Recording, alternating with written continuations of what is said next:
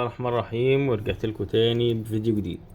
ارجع تاني واعتذر لكم على عدم استجابة الرسائل كتير من الناس وتعليقات، بس غصب عني والله. لسه زي ما حكيت لكم في فيديو فات، لسه ناقل من مكان لمكان والدنيا متلخبطة معايا شوية. بس يعني ده يعتبر اول شهر ليا في المكان الجديد، فغصب عني والله ان في ضغط صيانات هنا وما شابه، ومشاكل النقل. الناس اللي نقلت قبل كده من بيت لبيت او من مكان لمكان عارفين بداية القرف يعني. الحمد لله على كل شيء.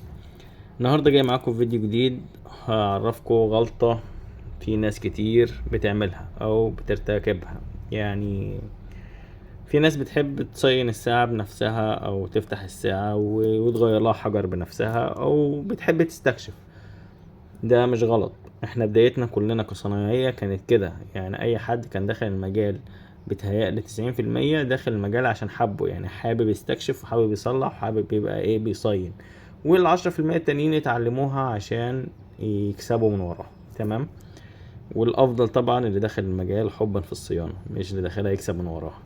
لان اللي داخل حبا في الصيانة يمكن يصلح لك ساعتك وما ياخدش منك ولا جنيه. اللي داخل حبا في المال، اول حاجه بتلاقيه صنعته قد كده سبحان الله. وغير كده اللي يعني اللي بيشوطوا، اللي بيلحقوا بيشوطوا، اللي بيجي قدامه بيشوطوا من ناحيه تسعيره وتكلفه الصيانه. عشان ما اطولش عليكم، المشكله اللي بتحصل مع ناس كتير، هنفتح الساعه دي كده.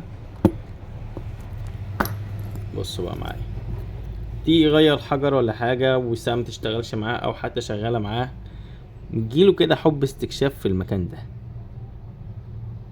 شايفين الحته الصفرا دي؟ تمام. اكبر غلطة ان انت يكون في ايدك مفك او ان شاء الله بضفرك كده وتلعب في المكان ده. مادام لعبت هنا يبقى عليه العوض، يبقى انت محتاج مقاومة جديدة و دايرة جديدة. لو اللهم صل على النبي، جنبك مفيش حد جنبك بتاع صيانات، هتتعب وهتلف 7 دخات عشان تجيب دايرة زي دي تاني. تمام. فيفضل لو انت بتصين بنفسك او بتفتح الساعة بنفسك او مشابه، ما تقربش من الحتة دي. تمام. والراجل جايب لي الساعة واقفة مش شغالة وراكب لها حجر جديد. السبب، بص هنا، لعب في الحتة دي. نبعد عن المكان ده يا جماعة. بس الفيديو بتاع النهاردة كنت حابب يكون قصير كده، ما بحبش اطول اوي في الفيديو زي ما انتوا عارفين. فدي نصيحتي لأي حد حابب يستكشف.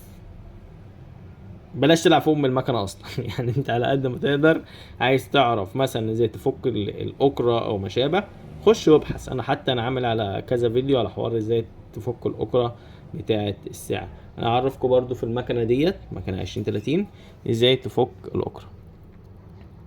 شايفين النقطه هنا؟ بص بص بص بص كده، هفتح واقفل كده هتلاقوا مكان بيتحرك.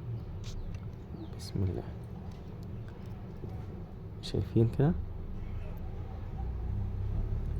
اهو.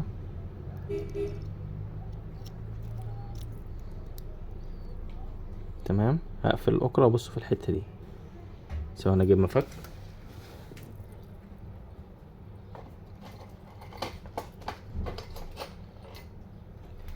شايفين المكان ده الحته دي بالظبط. هقفل كده اهي، ردت. انا بقى لما بكون عايز اشيل الاكرة خالص، باجي في الحته دي وادوس دوسه بسيطه كده كده. تمام.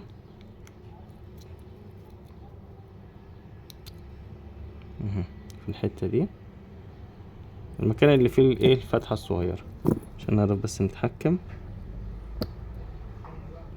كده.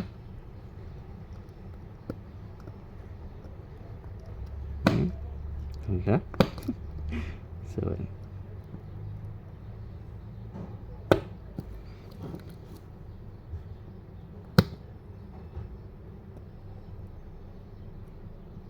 مش رخم شويه.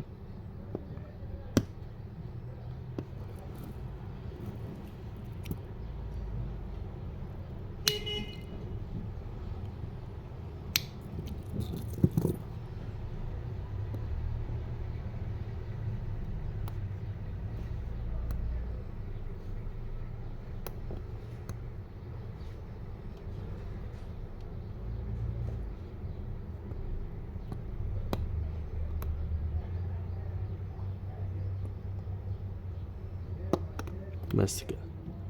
بتدوس عليها دوسة شديدة شوية، لان هي عاملة زي ايه، بصوا على صباعي زي في زاوية هنا، فاحنا بندوس هنا.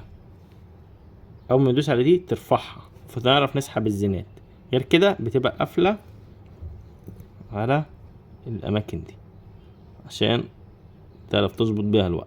تمام، وتظبط بيها وترجع تاني، يعني تشوف انت هتحتاجها تعمل ايه في الساعة وترجع تاني، وايدك تبعد عن المكان ده اهم شيء. تمام، اتمنى تكونوا استفدت من الفيديو، مش عايز اطول عليكم. هندخل بس الاكرة سوا